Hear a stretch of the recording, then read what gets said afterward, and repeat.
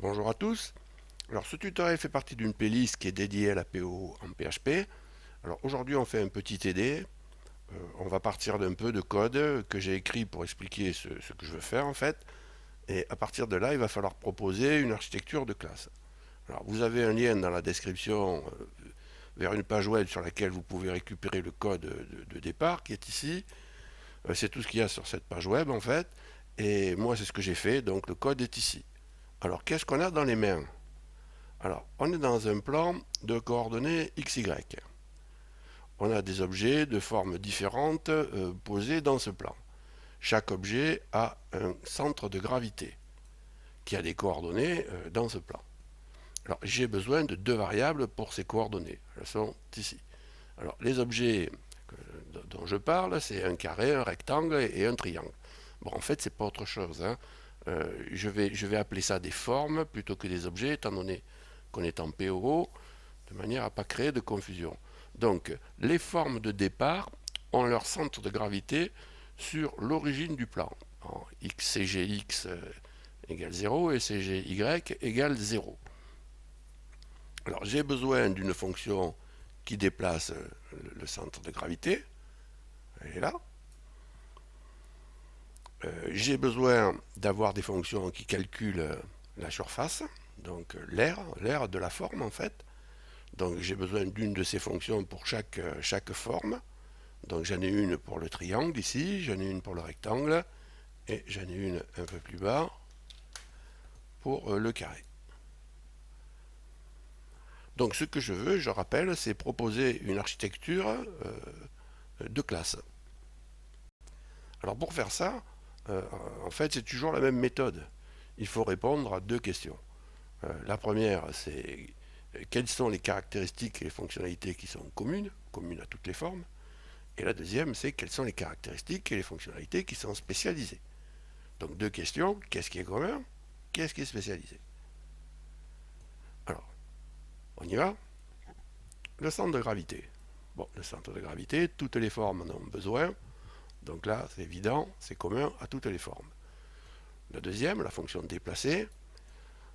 Déplacer, donc on déplace vers vers de nouvelles coordonnées du centre de gravité. Donc quelle que soit la forme, ça aussi, ça va être commun. Alors calculer un triangle, c'est assez évident, on voit bien que c'est un calcul où les informations d'entrée sont spécifiques au triangle, donc ça c'est spécialisé. On va dire que c'est la même chose pour le rectangle et la même chose pour le carré. Donc on va pouvoir entrevoir une hiérarchie à deux niveaux, hein, avec une classe forme dans laquelle on va mettre tout ce qui est commun, et ensuite des classes filles, qui seront filles de forme donc, et qui seront spécialisées, donc une pour le triangle, une pour le rectangle, et une pour le carré. Donc je vais déclarer ici une classe forme. Je vais mettre dedans tout ça, donc tout ce qui est commun, je vais le mettre là-dedans. Là, bon, ça, je vais enlever ce petit commentaire, je vais prendre ça, je vais le couper, je vais le mettre ici dans un constructeur public, et je vais mettre devant une déclaration de visibilité pour faire la promotion du constructeur. Donc je vais les mettre protected puisque je suis dans une classe mère et je veux que les filles voient ses propriétés.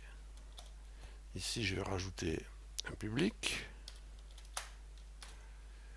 Alors le global là, évidemment il sert à rien. Ici il va falloir rajouter un this. Pareil ici. Pareil ici. Et là. Alors maintenant, je vais déclarer la classe triangle. Je vais la mettre en extens de forme. Je vais prendre tout ça. Je vais le mettre dedans. Alors, je vais récupérer là ces paramètres, je vais enlever le triangle d'ici, puisqu'il y en a déjà un devant.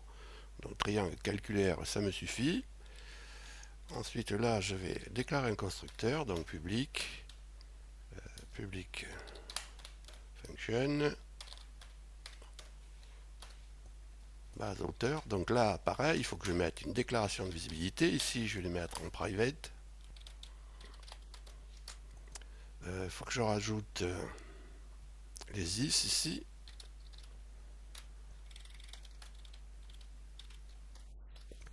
Et là, je peux mettre un public. OK. Et là, il ne faut pas que j'oublie d'appeler le constructeur de la classe mère. Donc parent, underscore CO. Voilà, construct. Alors, j'ai pas besoin de passer d'argument puisqu'il y a des valeurs par défaut qui sont placées dans le constructeur de la classe mère. Alors, je vais faire exactement la même chose dans les deux fonctions qui restent. Alors, je le fais pour rectangle. Et hop, je mets tout ça là-dedans. Je récupère les arguments.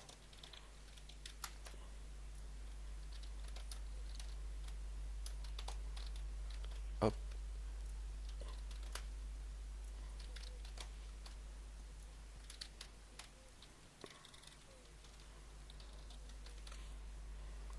Et il faut appeler le parent.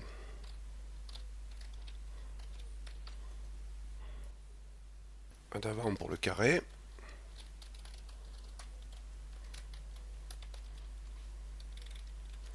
Hop. Le public. Je récupère de leur côté. Hop, dans le constructeur.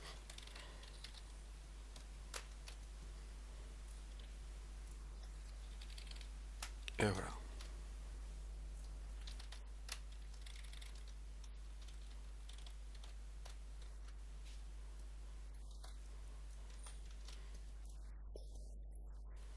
Donc là, je vais rajouter deux instances.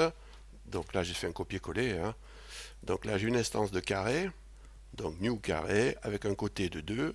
Donc là, j'ai mis des paramètres, des arguments, pardon, nommés pour que ce soit plus clair. Donc là, je déplace le carré, je le mets dans un nouveau centre de gravité, dans une nouvelle position du centre de gravité, et je calcule son aire. Et je fais pareil pour le rectangle, on fait à peu près la même manip. Alors maintenant, on va exécuter ça. Alors php-s localhost 2.3000. Voilà. Et là, on va faire un petit HTTP. Voilà. Donc vous voyez que ça s'exécute. Alors, est-ce qu'on peut se contenter de ça? Là. Alors, on pourrait. Mais il y a quand même des petits défauts. Alors, le premier défaut, c'est qu'on peut instancier forme. Vous voyez, ici, on peut instancier forme, alors qu'elle n'a pas vocation à ça, puisque c'est juste une classe qui est là pour factoriser, en quelque sorte, des propriétés et des méthodes communes. Bon, ça, c'est le premier défaut. Après, on voit que je peux implémenter une nouvelle classe, par exemple une classe cercle. Je peux implémenter une classe cercle et ne pas lui mettre de méthode calculée R. Et ça, bon, on va supposer que ça peut gêner dans le design. Hein. On peut avoir envie d'obliger toute nouvelle classe fille à implémenter la classe R, la méthode R, calculer R. Et la troisième, c'est qu'éventuellement ici je pourrais surcharger, enfin étendre carré et surcharger dedans le calcul. Et avoir un calcul qui soit différent. Et ça, je pourrais avoir besoin de l'interdire. Alors PHP nous permet de pallier à ces défauts. Ce qu'on va faire, c'est qu'on va prendre la méthode calculer R, on va la remonter dans la classe forme, on va en faire une signature. Donc ici, on va mettre abstract devant. Dans ces conditions, il faut mettre abstract ici aussi devant la classe. Et dans ces conditions, nos soucis que j'ai évoqués tout à l'heure sont réglés. On ne peut pas instancier forme, PHP l'interdit. On est obligé d'étendre forme, on ne peut pas faire autrement. Et la fille sera obligée d'implémenter, enfin les filles seront obligées d'implémenter calculaire, la signature de calculaire.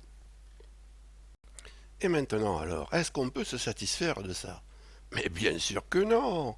Les informaticiens, vous savez bien que c'est jamais satisfait. Alors regardez ici là, rien ne vous empêche de d'étendre la classe triangle de manière à surcharger calculaire. Et je vous l'ai dit tout à l'heure, c'est précis calculaire. Donc je veux pouvoir empêcher ça. Alors pour empêcher ça, je mets final ici, devant public si je veux respecter les PSR. Et dans ces conditions, je ne peux plus, si j'étends triangle, je ne peux plus surcharger calculaire. Et je peux être encore plus restrictif que ça. Je peux mettre ici final. À ce moment-là, celui-là, il ne sert plus à rien. Il est redondant. Et dans ces conditions-là, je ne peux plus étendre triangle. Donc, a fortiori, je ne peux plus surcharger calculaire. Voilà. Il reste à faire pareil pour les autres pour être homogène. Alors, ce tutoriel est terminé. Je vous remercie de m'avoir écouté. Alors, toujours pareil, si vous avez appris quelque chose, un pouce vers le haut est toujours le bienvenu. Enfin, je vous rappelle que vous avez la possibilité de vous abonner à la chaîne. Dans ce cas, n'oubliez pas d'activer les notifs. Salut et à bientôt.